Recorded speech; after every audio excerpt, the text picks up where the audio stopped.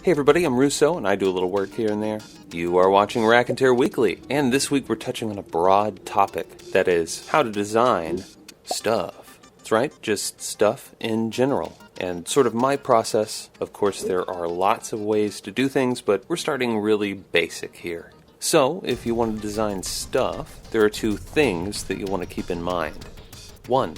What materials do you have to work with? And in particular, what are the dimensions and other physical properties of those materials?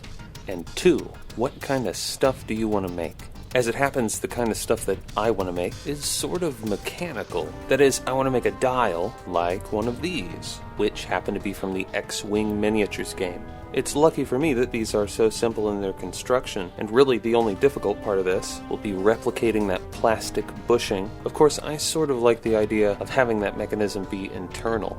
It would look a lot cleaner that way, and it would give me the opportunity to have the graphics uninterrupted, so to speak. Of course, that brings us to the materials, and if you know me, you know I pretty much just have cardstock, but I am taking a shortcut this time because I have tons of these brass fasteners, or brads, I guess? I mean, they're mine, but we'll call them brads. So yeah, that rounds out our two considerations. We want to make dials, and not necessarily movement dials like these either, but we've got cardstock and brads, both of which can be measured, so this is what I came up with. It is what amounts to a life counter, I suppose, as it goes from 1 all the way around to 20, and hopefully you can make out the measurements that I have written on the front and the back. You can see the main circles are 2 inches wide, where the X-Wing ones were, 1 3/4. It's not really important. In the middle, you can see a circle that is 8 millimeters across, and one that's 3 millimeters across, and those correspond to the width of the head and the tines on the brass fasteners. And, as you might have guessed, I also took those measurements and applied them to the little window.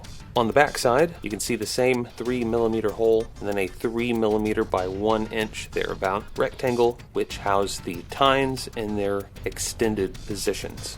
So, combine those measurements with the measurements for the thickness of your cardstock and the head of the brads, and you can figure out how many of the different circles you need.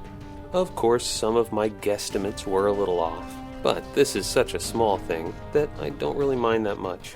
It is just a prototype after all, so I suppose the next time I do one of these, it'll be on the next step, which in my opinion would be making it pretty. Because hey, we made some stuff, and maybe it's good stuff, maybe. But it definitely is not great stuff yet. So, yeah, needs some work. It'll have to do for the time being, though. Or, at the very least, I don't think Jace is gonna mind. Not gonna mind? Okay, no. So, until next time, you've been watching Raconteur Weekly on Russo Works, and I'm Russo, out.